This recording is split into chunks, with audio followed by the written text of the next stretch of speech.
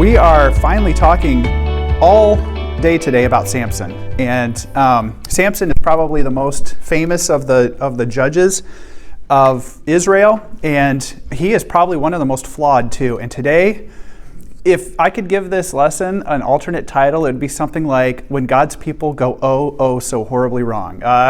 It's amazing how, and yet God used Samson to fulfill his purpose. And I think that's what we're going to talk about today, is how even when we get in the way of God's plans, God can still act and his purpose can still be fulfilled in this world. So I would actually like to just jump right into the word today. And we're going to go right to Judges 14, and we're going to read 1 through 20. Samson went down to the city of Timnah, where he saw a Philistine woman. When he returned home, he said to his father and mother, "I saw a Philistine woman in Timnah. I want you to go get her for me so I can marry her." His father and mother answered, "Surely there is a woman from Israel you can marry. Do you have to marry a woman from the Philistines who are not circumcised?" But Samson said, "Get that woman for me. She's the one I want." Samson's parents did not know that the Lord wanted this to happen because he was looking for a way to challenge the Philistines who were ruling over Israel at this time. So Samson went down with his father and mother to Timnah, as far as the vineyard near there. Suddenly, a young lion came roaring toward Samson. The Spirit of the Lord entered Samson with great power, and he tore the lion apart with his bare hands. For him it was as easy as tearing apart a young goat. But Samson did not tell his father or mother what he had done. Then he went down to the city and talked to the Philistine woman, and he liked her. Several days later, Samson went back to marry her. On his way, he went over to look at the body of the dead lion, and he found a swarm of bees and honey in it. Samson got some of the honey with his hands and walked along eating it. When he came to his parents, he gave some to them too. They ate it, but Samson did not tell them he had taken the honey from the body of the dead lion. Samson's father went down to see the Philistine woman, and Samson gave a feast as was the custom for the bridegroom. When the people saw him, they sent 30 friends to be with him. Samson said to them, "Let me tell you a riddle. Try and find the answer during the 7 days of the feast. If you can, I will give you 30 linen shirts and 30 changes of clothes. But if you can't, you must give me 30 linen shirts and 30 changes of clothes." So they said, "Tell us your riddle so we can hear it." Samson said, "Out of the eater comes something to eat, out of the strong comes something sweet." After 3 days, they had not found the answer. On the 4th day, they said to Samson's wife, "Did you invite us here to make us poor? Trick your husband into telling us the answer to the riddle. If you don't, we will burn you and everyone in your father's house." So Samson's wife came to him, crying and saying, "You hate me. You don't really love me. You told my people a riddle, but you won't tell me the answer." Samson said, "I haven't even told my mother or father. Why should I tell you?" So Samson's wife cried for the rest of the 7 days of the feast. So he finally gave her the answer on the 7th day because she kept bothering him. Then she told her people the answer to the riddle. Before sunset on the 7th day of the feast, the Philistine men had the answer. They came to Samson and said, "What is sweeter than honey? What is stronger than a lion?" Then Samson said to them, "If you had not plowed with my young cow, you would not have solved my riddle." Then the Spirit of the Lord entered Samson and gave him great power. Samson went down to the city of Ashkelon and killed 30 of its men, and took all that they had and gave the clothes to the men who had answered his riddle. Then he went to his father's house very angry, and Samson's wife was given to his best man. Now, I've heard of stories of weddings going horribly wrong. This guy takes the cake. This might be the worst one I have ever heard in my whole life. This is right up there at the top. So I want to start by asking all of you, what do you take away from this? Reactions. Sounds like he was nervous to get married to me. Okay. Maybe some nerves. I feel like he acts like a little kid. Okay, very good. Okay. Immaturity. Maturity. A little bit. I find it interesting that here's one case where the Lord actually wanted him to marry this Philistine. Yes. Whereas every other case, it's had nothing to do with them. This case, God had a plan, and that was his plan all along, was for Samson to kind of penetrate the Philistine circle, so to speak. This is good. This is good. I'm going to say it is a terrible way to connect with Philistines. Right? With jawbone or otherwise. Uh-huh. So was it God's plan then the whole time that he was going to give her to the best man? Because he. By the way, I've been told that I do this, this advertisement for Gold Peak Tea. I am getting no money from them. So I just want you to know, this is just, I happen to take a drink at a great time. So continue your thought here, because I like this. Well, I mean, there's nothing unknown by God.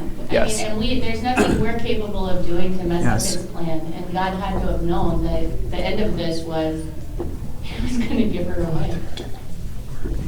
I'm gonna write this. This is a whole reason that I wrote God's goals here, which maybe, we may say are different than Samson's actions, but I want you to really think about this, because what Lori is saying is actually onto the right track. There seems to be chaos here, and it seems to be something that God wouldn't have necessarily wanted. However, we know that it was God's will that he was going to intervene here with a Philistine woman. Then it spawns like 10 or 20 other questions. Why? How? What was the purpose? I thought they weren't supposed to intermarry with Philistines. What was it about Philistines, and I've kind of already answered it, that made them a people that, in general, God did not want his Israelites to intermarry with? They were pagan. They were pagan, which means what? They didn't believe in God. They didn't believe in God. They believed in their own gods. Yeah. Uncircumcised Philistines. We'll see that again in Samuel when David goes up to fight Goliath.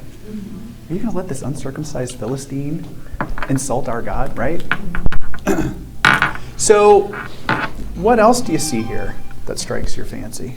I think Samson doesn't seem to have any hatred towards the Philistines, so I think God is giving him kind of the motivation to want to be against, because then he's against the Philistines. Okay.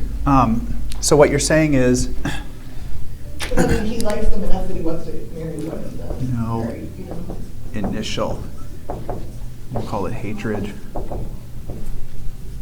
of Philistines. Why do you think that is? I'm just going to ask you. And there's I would assume to be good answer here. Why do you think that is? Where is Samson growing up? And I've drawn my terrible map again, and probably it's so zoomed in you can't even tell what it is. This is not modern art. This is the sea of what is going to be called Galilee. It's Chinnereth now in 1200 BC, Dead Sea, Judean hills, where the tribes of Israel are located. I drew one tribe here, tribe of Dan. Where do you notice it's located? And this is where Samson grows up. Where is it located? Right in the middle. Right next to the Philistines. Okay? So then the question is, well, why would Samson find them agreeable? What'd you think? Exposure. Yeah. Who do we tend to hate? People we don't understand or know. The people we least know or understand. That's the people we hate. People on the other side of the world who have different religions than us and maybe look differently than us. Naturally, it's human nature. I hate them the most. Okay? That's just the way it is. Samson, though, lives right with them. He probably knows a lot of Philistines. And as you read in the text here, I believe it said it in chapter 14, what does it say about the Philistines over the Israelites right now? They ruled over them. They're in charge. Okay? This is another example of where, during the period of the Judges, God has given over the Israelites to the Philistines, at least in this area of the tribe of Dan here, where the Philistines are kind of in charge.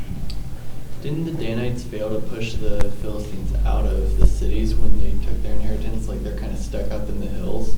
This is the problem, and this is absolutely right, Nathan, is that during the time of Joshua, it's important to remember, God had a very clear command. He wanted the 12 tribes of Israel to drive out or destroy, completely conquer, the inhabitants of Canaan. What ends up happening? They don't. Some were made into slaves, or they were That's true. allowed to stay. So you stay Yes. there, I'll stay here. You give me this, you can. It's fine. And now we're hiding in caves, right? And we, being the Israelites, we didn't kick them out, and we'll talk about why here in a minute. And I'm so glad we have our history teacher here today because I'm going to ask for his help.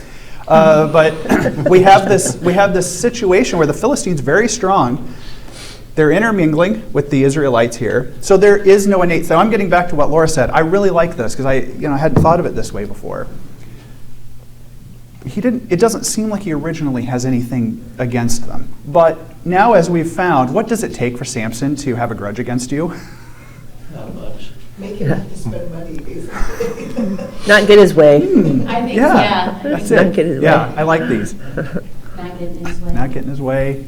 Or having his Not Right. win. Yeah. I kind of look back to 13 to see, and in all the other cases of the judges, it was like people cried out because they were having a heavy load or Yeah. because they were being oppressed. But it just said that, you know, they were handed over to the Philistines for 40 years. It doesn't really say that the people were crying out for Mhm. rescuing. So I think kind of goes back to what I was saying about the, you know. Maybe they don't It's- realize how bad it is. Yeah. Maybe they're like, oh, it's all right, you know. Okay. Well, what about the Egyptians when they were leaving and they were like, we should have just stayed. We had food there. Why are we here? Yeah, I you mean the it was Hebrews in Egypt? Hebrews, Yeah. yeah. Mhm. When they were leaving Egypt. They, Maybe it wasn't so bad, maybe right? they Well, it's should've- not bad. I mean, it's kind of, true. they were captive also, but they decided they would have rather been captive than. Maybe okay with status quo. Let's say it that way. Now, we have a wedding, and you know, as we see here, marriage in antiquity, much like today in non-Western cultures, is an arrangement. Typically, in general, you would not go out to the local bar or watering hole and, you know, kick up a conversation with a cutie and, you know, find out all about her likes and dislikes, and, you know, she likes horseback riding and hates rainy days, and 6 months later, after dating, you get married. That's not how it was. In general, your family arranged all of this. It's still common today in the East, and in antiquity, almost ubiquitous. Your family would connect with another family, typically your own family, and I know that sounds weird. You wouldn't typically marry a sister, but a cousin was totally legit. And why did that happen? Why would families tend to intermarry with their own kind of somewhat related other family members? Why? Because they believed the same and they knew enough about him, they felt like it was going to be good for their child. Like they Perfect. they didn't put him in a strange situation You want to keep with unknown. Yep. The assets in one. There we go. You're both right. Familiarity, same beliefs, same backgrounds. Keep the assets in the family. You know, this is a time when all you had was your land or your goats, or you know, maybe you had some kind of workshop or something like that. But here, Samson goes and he finds a cute Philistine girl, and he's like, I want to marry her. Dad, get me that Philistine woman, right? So, what ends up happening here? So, what do you notice about Samson? He's a trickster. What's he start out with here? Riddle. It turns out riddles and games were an important part of feasts and festivals in antiquity. So, look, they didn't have TV. They didn't have Netflix. They didn't have Game of Thrones to binge watch, right? Literally, they had fires. I mean, how many of us have sat around a campfire and been like, this is the most mesmerizing thing I've ever seen in my life, right? Amen, brother. You just, all right? That's their entertainment. That's their television. Well, when they all get together, you're with a bunch of people you're not normally with, so you've got new stories to share. This is also how you found out about news of the world. You had a feast. You get to find out what's going on in Mycenae. So here's the Palestine, the Levant, we would call it. Way down here is Egypt. Way up here is Mycenae in Greece. Way over here is Assyria. Way even further over here is what will become Persia. How do you know what's going on in those lands? You don't have Twitter, and you don't have the Des Moines Register, right? Or CNN, right? Playing in some airport that you can't mute. What else are you going to do? Well, when you get together in these feasts, you got people coming from all over, and this is finally your chance to find out what's going on in the world. Well, another thing that would happen is it's time to have fun. And one of the things that would happen is there would be, well, many things. There would be riddles, there would be games, there would be activities. Samson is a trickster. He's like, I got a great idea, right? I'm going to give him this riddle. Now, I want to back up just a minute here, and I want to really quickly review. Samson was known as a Nazirite. Someone tell me, what was the purpose of the Nazirite vow, and what were the three kind of requirements in order to continue to follow it? What is a Nazirite vow? Dedicated to God? Or Dedicated to God. Yep. just serve him, I guess. Serving him. This is above and beyond. It could be like a long-term commitment or Yep. a short-term vow. Oh, Okay. And in Samson's case, was it short-term or long-term? long term. Lifelong. And so, this extra commitment to God, this extra, being pure, being holy, and focusing on God. I mean, it's kind of like being a monk, right? A Christian monk of the Middle Ages. You kind of devote your whole life to serving God, or a nun, or something like that. So, what were the requirements of keeping this Nazirite vow? It wasn't just, study more, right? Shave your head in a circle or something. Hey, more than that. No not grape. only could they not drink alcohol, No grapes. Nothing with. nothing from the vine. So, nothing from vine, which of course, No jelly. which included alcohol. And of course, if you consider barley to not be a vine plant, you are a very good botanist. You are not supposed to drink a beer of any sort. But potatoes would be fun. Got a lawyer guy. I love it. What else? There's two more. Can't cut your hair. Okay. Don't cut your hair. Can't Okay. be. Dead bodies. Goodbye, yeah. Never get near a dead body. Never do. No dead bodies. Now, if you were eating something that had been prepared, slaughtered and prepared for you, that's fine. You can do that, of course, or you would die. But something already dead, that you didn't kill or know how it died, you're not supposed to go near it. Now, really quickly, too, I just want to ask you about the kosher food laws. We're not, most of us I see are not Jewish, and maybe don't know all about it, but it's pretty straightforward. In the law, the first 5 books of the Old Testament, God is very clear about what the Israelites could and couldn't eat. In general, if you were a carnivorous animal or a mammal with paws, could you eat those things?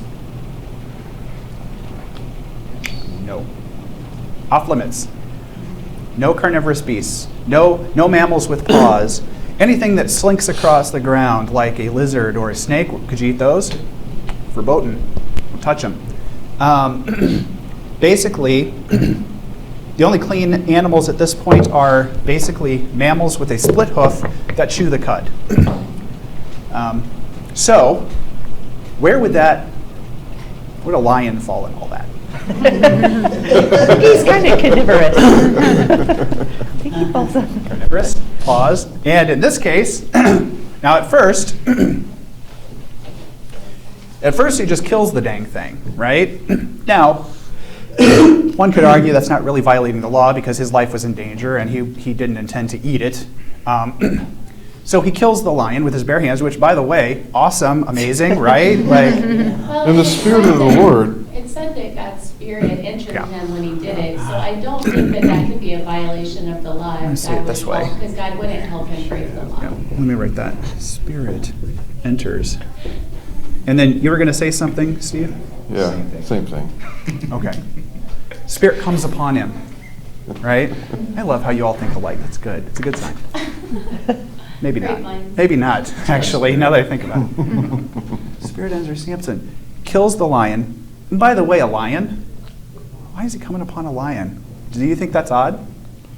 I thought it was odd that he was able to kill the lion as easy as you could split the jaws of a goat. And I'm thinking, How easy is that? how easy is that? Yeah, it's not easy. Not having It's not ever- easy. Speak from experience? I don't know. That's creepy. I don't know. No, Well, you're I right, mean, having we cracked butcher a animals goat's on head. my farm, and yeah, it's not easy. Goats are ornery, like, it's Right. not very pleasant, so. So it's important to point out that this is a period in which many wild animals that today are in zoos or not even in the wild are here. Lions are common in the Levant in this period, as are the trees of the cedars of Lebanon, but that's a whole other thing because they were also wiped out. Anyway, so he kills this lion. It's dead. He moves on. He comes back. What does he do that's so egregious? Thieves honey from the carcass, Don't touch a dead body. and he gave some to his parents. Oh, I bet if they find out, they'd be like, you did what? Well, he didn't tell them. Right. Now, maybe they weren't Nazirite, but But But if here's they the thing. knew about it, I wonder if that would, because they were raising him as a Nazarene. To eat food out of a dead animal. I'm sorry, but why would you? I don't know. It's a different time. But I've never heard of a beehive congregating inside of an animal like that. it's a good either. point. And That's not a natural thing that happens usually. it's not natural, and one would assume maybe that because of the climate, maybe it was in the summer, the carcass dried very quickly and then became something that the bees would I'm not an apiariist, but I had a little trouble getting over that he scraped it into his hands. I mean, just, it's honey. Honey's pretty yummy, but I mean, that's just he's a wild guy, isn't It's he? thick. weird, He's a wild man. A little strange. Man of the earth. And the lion was in a vineyard. So Okay. He's in a vineyard. they were walking along point. came This is through a good. vineyard, which was strange. And let's then- talk about that really briefly. He has a wedding party. What happens at wedding parties? they drink wine. They drink a lot of wine and beer and whatever else. Mead made of honey, ironically. So we can also assume here that he's probably, maybe, he's violating a lot of things here. But what happens? Does God cut him off immediately? Here's the kicker. The Spirit entered him again when he went and killed the 30 Philistines. Enter Samson, even when Samson is sinning. Now this might surprise a lot of you. Wait a minute. If I'm bad, God punishes me. If I'm good, God might bless me. How many of us actually think that from time to time? Come on, be honest. Be honest. Or bad things are happening and you look and you're like, well, what am I doing to deserve this? Yes. Or what do I need to change? Yes. Now, I am not discounting that can happen, and it probably does from time to time, but it is not a stimulus response. God is not a vending machine. I say that a lot. He's not a vending machine. He is not some computer that if-then statements are written, if I sin, then God punishes me. It doesn't work like that. Even when Samson is sinning, is God still using Samson to fulfill his purpose in this world? You better believe it. the disciples had that argument, who sinned more, the man or the parents? Mm-hmm. Nice. Jesus said, that really doesn't even matter. What are you even talking about? It's just that God would be glorified. Or if you look at the book of Job, Mhm. Job and his friends both had that mentality. Like, if I do good, I should. So Job said God must be unjust, and his friends said, no, he is just, and he must be sinning. Love And this. all of them were missing the point. Love this. I think the scripture that all things work for the good. I think we don't always realize, some of the worst things I've gone through have taught me the biggest lessons and made me the strongest person. Okay. And you can't look at bad as bad. We have this weird filter where everything's good or bad. Yep. And it's not good or bad. It's, what are we supposed to be learning? What are we gaining from this? And how does this fit? I'm going to say that I got to be real careful about how I say this. I'm going to wait. I'm going to wait. Because I'm going to come up with a better way if I'm going to say this so it's not wrong. We'll come back to that. It's okay to sin. I love you, brother. I'm just kidding. I don't think that was the Consequences. And believe me, I do it I do think we're not powerful enough to disrupt God's plan, and with our sin is important to remember, though. Yes. Okay, come back to this. God's purpose is bigger than our choices, Yes. good or bad. I think sometimes when things happen, it's good to see it. God is trying to teach us. Okay, very Because good. we can learn, I would learn when things that happen, why things I didn't like happening, why had this going on, and I soon found out what he was trying to teach me, Mm-hmm. and he still teaches me. Very good. Very good. I'll say that it's pretty standard, I guess, for me to do a comparison. So I got the closest parking spot to the door of Dillard's yesterday, and I was like, man, God, you just must be proud of me. Standing in line at Forever 21 that was a mile long, and there's just, if you've ever been in that store, there's just crap everywhere. I'm like, man, this is miserable. What have I done to anger you here at me? true. it crosses my mind and then I go, wait, no.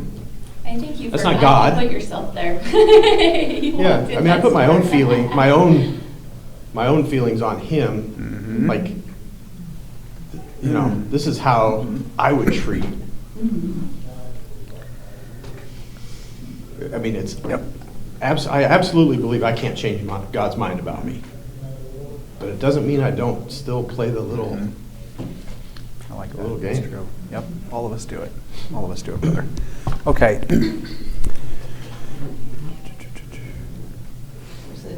This starts Samson's attraction to a certain kind of woman. Well, let's talk. Yes. He's easily influenced by women, I guess. Maybe yes. That maybe comes with the immaturity too. Certain women. Yes. Very good. Very good. Some of us have been cursed Careful.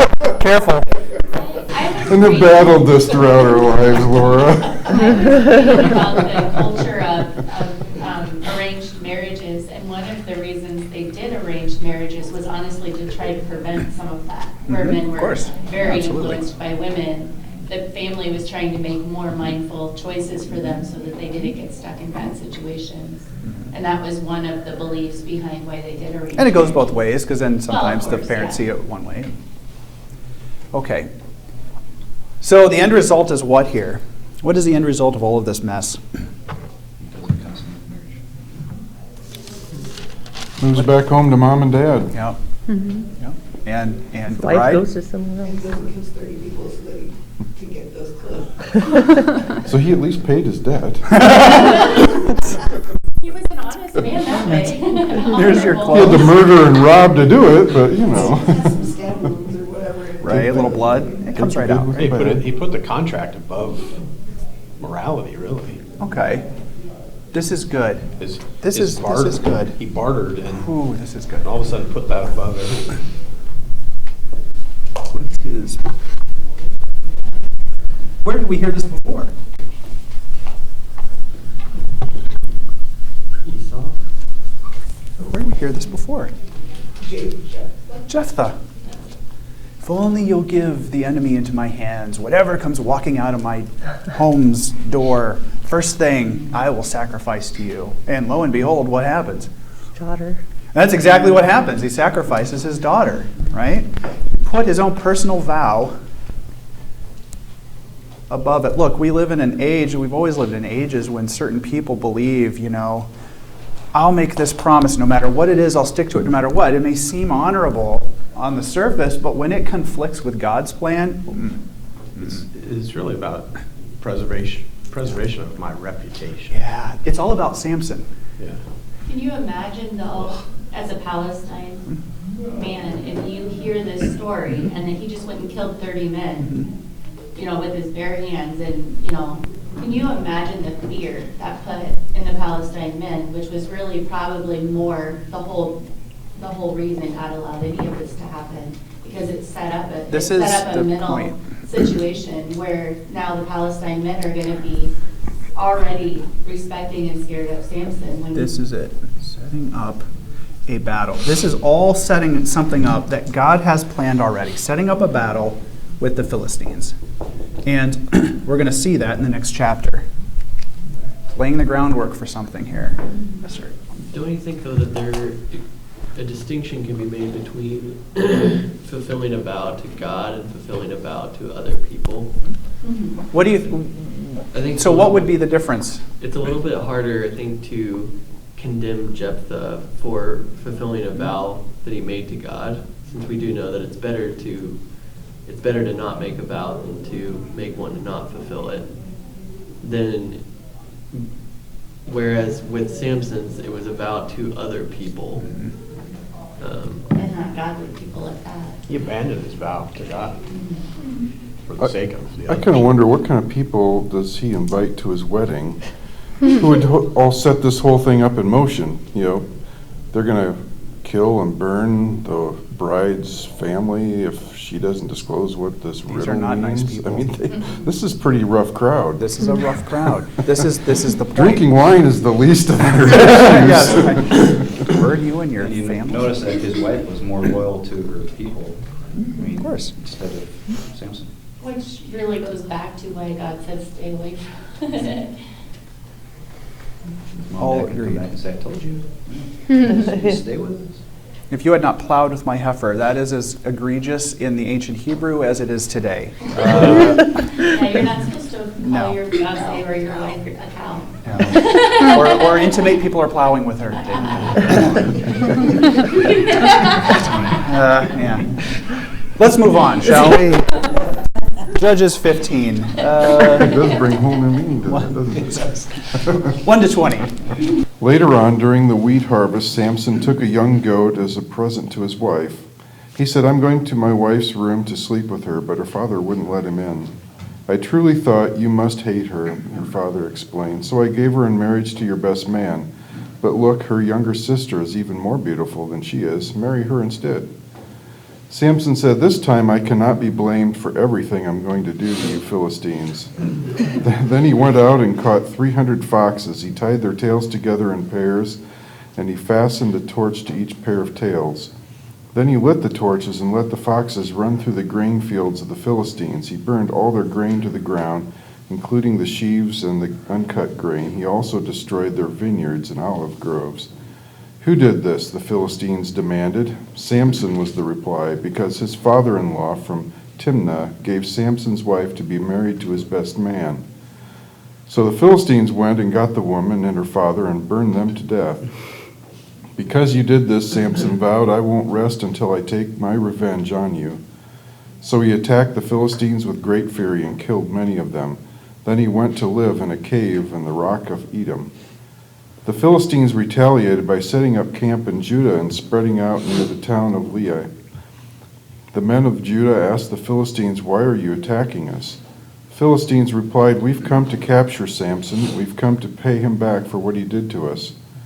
So 3,000 men of Judah went down to get Samson at the cave of the rock of Edom. They said to Samson, don't you realize the Philistines rule over us? What are you doing to us? But Samson replied, I only did to them what they did to me. But the men of Judah told him, we have come to tie you up and hand you over to the Philistines. All right, Samson said, but promise that you won't kill me yourselves. We will only tie you up and hand you over to the Philistines, they replied. We won't kill you. So they tied him up with 2 new ropes and brought him up from the rock. As Samson arrived at Lehi, the Philistines came shouting in triumph, but the Spirit of the Lord came powerfully upon Samson, and he snapped the ropes on his arms as if they were burnt strands of flax, and they fell from his wrists. Then he found the jawbone of a recently killed donkey. He picked it up and killed 1,000 Philistines with it. Then Samson said, with the jawbone of a donkey I've piled them in heaps. With the jawbone of a donkey I've killed 1,000 men. When he finished his boasting, he threw away the jawbone, and the place was named Jawbone Hill.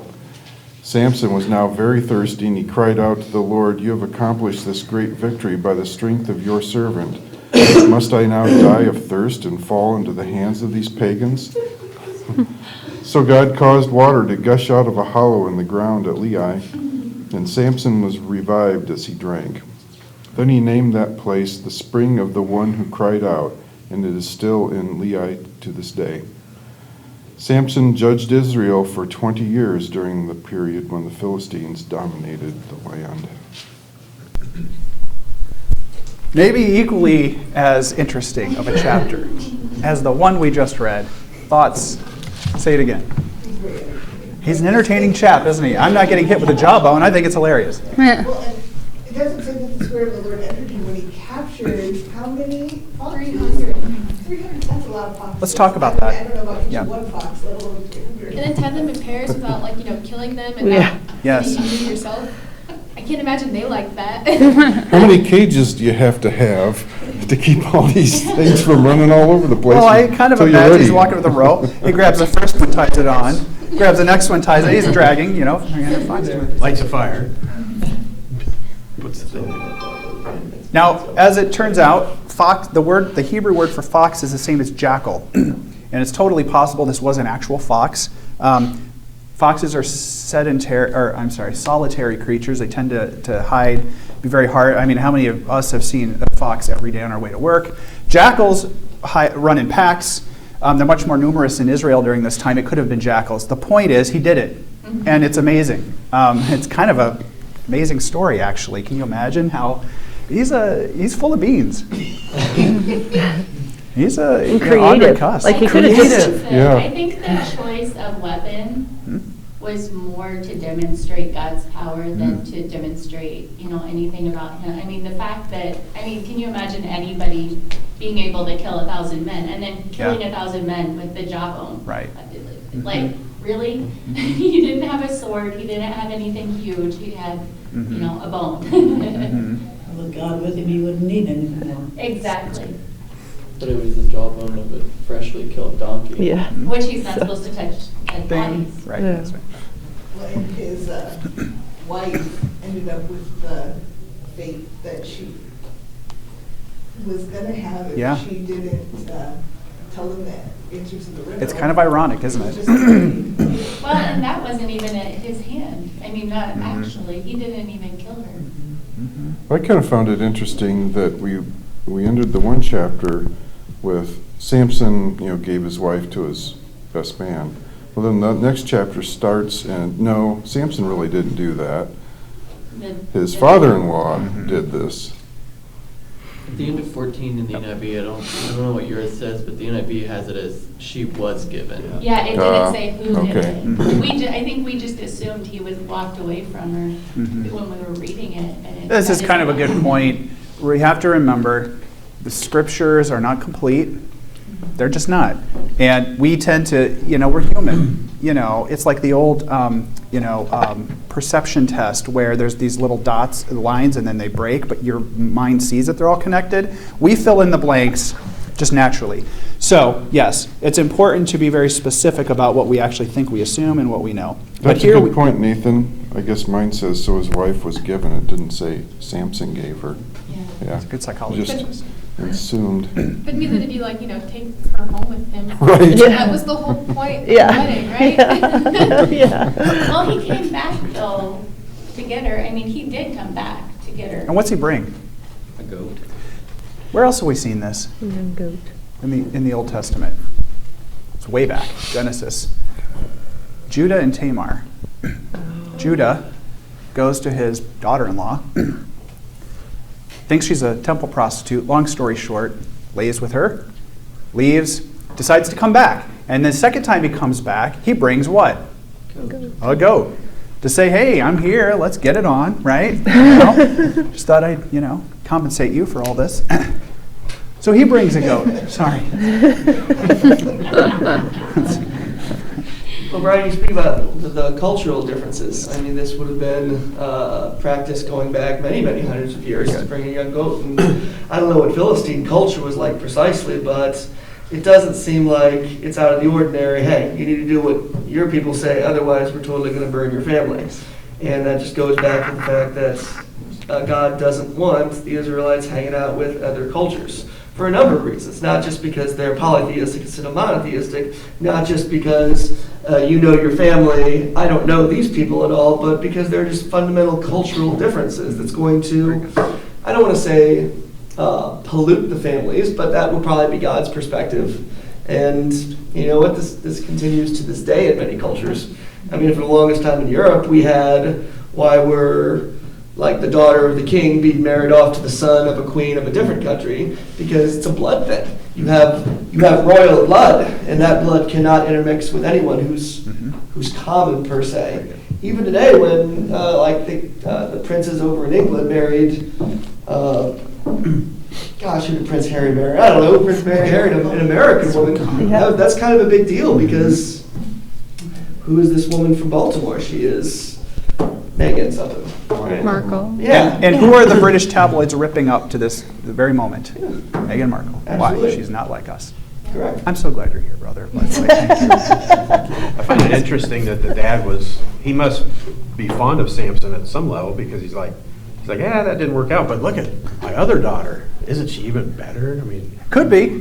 Don't kill me with the jawbone of an ass. But I agree. It could be that you see something in this guy. yeah, he's that- either fearful or Yeah, he's probably fearful. impressed. My guess. Well, then he He dies. tries to place the blame on Samson. And Samson Yeah. shows up and he's like, well, I thought you hated your wife, so I just gave her to the best man. Like, it's not my fault. It was you. I thought you hated It's like Real Housewives of You Philistine can go County or I'm a something. bit confused that the best man's just getting a free pass on all of this. I mean, he gave it, he was like, okay. Kind But of. yeah, culturally, it seems like the Philistines have no loyalty to each other. They're like, yeah, do something wrong to us and we're going to burn you and your family. Like, that's like Ah, this is good. This is good. It was a time of harvest, so those crops went up pretty quick. Good. Good way to look at it there. Well, it wasn't just, I mean, it was a lot of stuff. Like, Yeah. where are they going to eat? I mean, they don't have olive trees. This is the thing. Or, You have now crippled them. You've crippled them. Now remember, this is what just a few chapters ago the Israelites were fighting against with the Midianites. The Israelites were hiding in caves because the Midianites would come down and steal all of their cattle. They would either burn all of their crops or they would just drive out the farmers and grow their own crops there. And the Israelites were now hiding in caves eating berries. This is exactly the point. Look, we live in an age where we don't even know where our food comes from. I can get Rainier cherries, for heaven's sakes, on December 22nd, right? I don't know where they came from. I'm going to just eat them. In this period, if you burn up their crops and their olive trees, they're going to starve to death. Unless they happen to know a trader that's bringing all that stuff in by the cartload that they can buy from them, they're going to starve to death. This is crippling them. Okay. Boy, that was like really intense. Rainier cherries. Okay. I want to talk real quick here about the history, and this gets at the whole Philistine thing. First, before I jump into the history part, which is the last section, and I'm so glad you're here, Greg, because you can help me with this. Is there any other takeaways that we have today as we pause the Samson story? Where does it feel like we're at with Samson, and where do we feel like we're going? And you might already know the answer to this. I find it a little interesting how, so at the end of 13, it says that he was born and he grew up and the Lord blessed him and the Spirit of the Lord began to stir him. And then he went to find a wife. Mm-hmm. It's like he rose to power. We don't really know how. Okay. I mean, other than he was destined to, I guess. That's God's plan for his life. But all of a sudden now he's the most important person in the region, right? I mean, he becomes the dude. I like what you said. And the cynical part of me says, well, if he goes out and kills 1,000 people and burns all their crops to the ground, your word travels fast, this is the guy, right? But I like what you had to say, that I do believe it was God's purpose, that he was going to fulfill his destiny through Samson. And that he had a lot of plans here. It's almost like we leave chapter 13 expectant of something. So let's just talk about who he was. Well, it's a good point, because how did Samson's family find out he was even going to be coming to the world? Angel of the Lord. Mm-hmm. An angel of the Lord appeared to them. Now, I'm just a common person here. I would think this doesn't happen every day. If an angel of the Lord comes to you and to your husband and, multiple times saying, this is a big deal, you're going to raise him up, he's going to serve God, and there's all these things you got to do, I would think, he's going to be a pretty big deal. Call me crazy. But he's got a reputation. They sent 3,000 men to get him. This is it. They're not messing around. 3,000 men. From Judah, Mhm. right? So Yeah, his own His own people. people are scared. Right? So Judah's What is- in Judges where the tribes are divided against Yes. each other, and Judah's like, he's not from Judah. We're ready to. We don't know anything about So this that. is the tribe of Judah down here. And Benjamin. Okay, so we got like 3 tribes right in this Tri-City area. Tribe of Judah, what is Judah worried about? Why would they send people to get this guy? You're kind of getting at it. Still scared of the Philistines. Still scared of the Philistines. If You're Samson taking keeps them stirring on. things up, what's going to happen to all of the rest of us? Yep. They're going to be destroyed. They're going to burn it all down, dude. They are going to burn it down. Well, they have to get their stuff from someplace. Samson Yes. just burned their fields. They're hungry. You they're mad. Israelites are going to This is pay. great. Guess where all the food is left? Yeah. Guess where they're coming. I find it interesting, too, that what did Samson say after his great victory? He said he killed 1,000 men with the jawbone of a back. He didn't say the Lord gave him victory. Okay. So he took credit personally for all Okay, these this is a good one. great things. He's taking And I credit. really think that's probably where he really went off track. I mean, all these other things, okay, but now he's But this is the root of it all. right. Yeah, This is the root exactly. right here. This is really at the crux of the matter. Can I please say this? And I say this almost every week. For those of you who pray, and I hope it's everyone in this room, for God to intervene in your life. When God does intervene, and He will, what is the very first thing that you should do? Thank you. Praise you, God. You did this, not me. Thank you. I don't care if you got chemo and your cancer went away, or if someone pushed you out of the way of a semi-truck that was about to run you over. It wasn't the chemo that cured you, and it wasn't the guy pushing you out of the way that saved you. Who saved you? God. How many of us feel that's a foreign concept that I just said? Thank you. Yeah. Thank you. It's very easy to. Yes. Because we live in a world that everyone's supposed to take credit. We live in a selfish world. Yep. I guess it's always been selfish. Right. So, And we live in a material world. yeah. And you live in an age where it's called humanism. What is humanism? At the root of humanism is what? How great is man? Self-reliant. How great is man? And this started way back at the beginning when man built a tower. And where was that at? Babel. And how many towers of Babel do we build today? Look around you.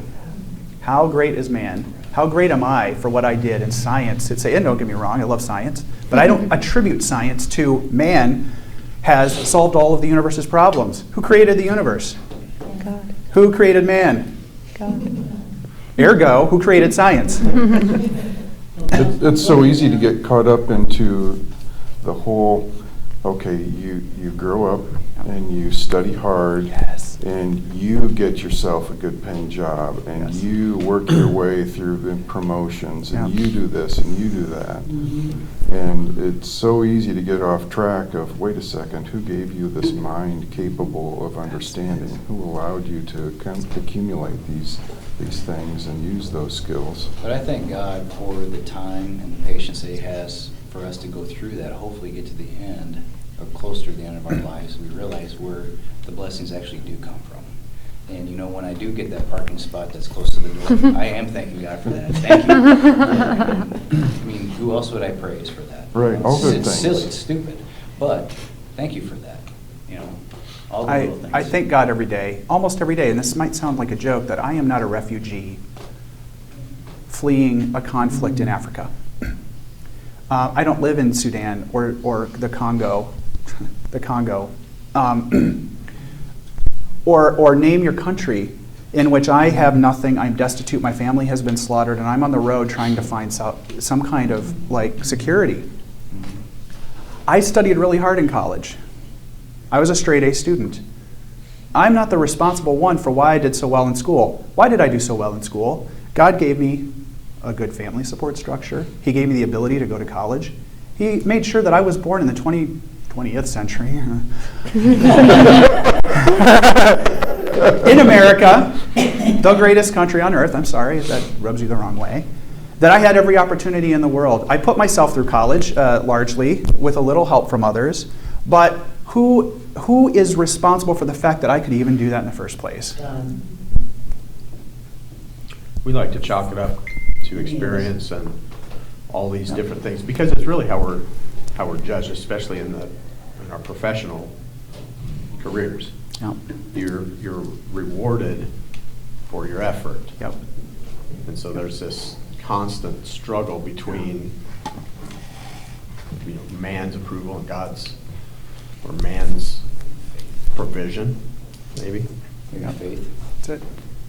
I think that it's easy to look at our situation and, abundance of resources, and to lose the fact that we actually are in almost as much danger where we're at spiritually than like the people that you were describing, because we're so influenced and the world has so much more power over us here than maybe in some of those other situations you talked about. And lack of suffering sometimes creates a complacency that puts us at much higher risk spiritually than we would be in otherwise. The people of Zimbabwe, in which we partner with to fund their schools and their education and to some degree their health care and their living arrangements and their food, they have nothing. They have nothing. They are getting even less every day if you follow the news. For the people who have been to Zimbabwe, what is the attitude of the children that attend that school? It's incredibly joyful. Mm-hmm. Joyful. They have nothing. But from what I've heard, it seems they're incredibly happy for what they have. How many of us got pissed because we ordered something on Amazon and it was going to take 3 days to ship instead of 2? Garbage. Throw this thing away. First world problems, man. That's what I'm saying. We have to keep perspective. Let's talk about the history. I want to make this a more important part of what we do here, and I think with Greg here, maybe you can help me out here, brother. I want to talk about the Philistines because the question is, where did they come from? Why are they so hard to beat? Right? Why are they so dangerous? And how come we haven't heard about them until the book of Judges? Well, this gets at a bigger thing, and I talked about it on our very first day for the book of Judges. It's something that's going on around the entire world, essentially, in around 1200 BC. How many of us know about the stories of World War I? What happened during World War I? What happened in World War I to kind of precipitate the whole thing? History teacher? Well, I taught about it yesterday, but I wouldn't want to deprive Roger because... Long story short, what happens? Yeah, we got the Archduke Franz Ferdinand, he was shot. And so therefore Austria declared war on Serbia because Serbia shot the prince, the guy who was next in line to the throne of Austria-Hungary. But Serbia is Slavic and Russia is Slavic, so they have that almost linguistic familial relationship. So Austria declares war on Serbia, Russia declares war on Austria, Germany, and the Austrians speak German, so Germany declares war on Russia, then Germany declares war on France, and because Germany invades Belgium, Britain declares war on Germany, and all of a sudden, in 1 week, Europe's at war. In 1 week, the world is consumed in war over differences in backgrounds, culture, and languages. And alliances. We also have finally the push of military technology that has made it so easy to kill human beings that now it's like the world has never seen it. We have people on horseback fighting people with machine guns, right? So military technology has advanced. And you have a group of very aggressive people who are kind of starting the whole thing, okay? I want to take you back 3,000 years, around 1200 BC, 1300 BC. The world is really a remarkable place. You have these huge empires that are kind of at the pinnacle of their achievements. Egypt, Mycenaean Greece, okay, the first Greeks. You have the Assyrians. You have Mesopotamians, Akkadians. Go through all the Adians, Persians. They have huge cities. The world has kind of transformed from a largely nomadic peoples to people living in cities. You have specializations of job roles. Okay, people don't all have to farm. They can become scientists, essentially scientists and mathematicians and philosophers. These huge, great cities. Writing is flourishing. We have a lot of writing and education around the world. In 1200 BC, the whole thing collapses.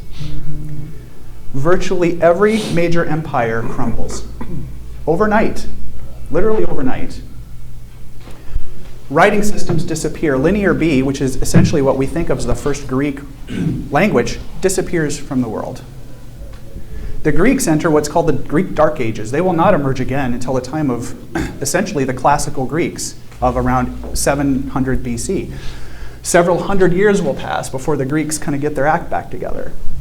Egypt enters what is essentially the third intermediate period where their empire collapses. Really the only empire that doesn't completely collapse is the Assyrians, but they suffer major damage. There's a group of people called the Sea Peoples that mysteriously appear in this period. Where did they come from? No one's really sure. Where did they go? We know that.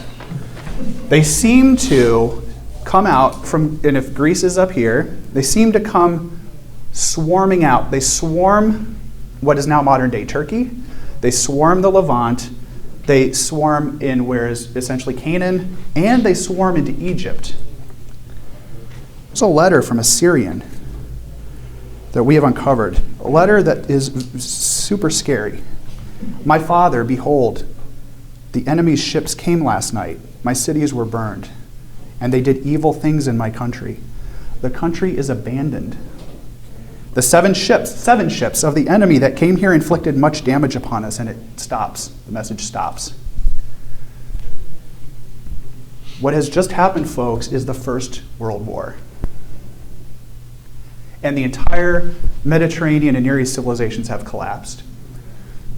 Why am I telling you this? Because this is the exact period of the Judges. What is not happening in Canaan during this period?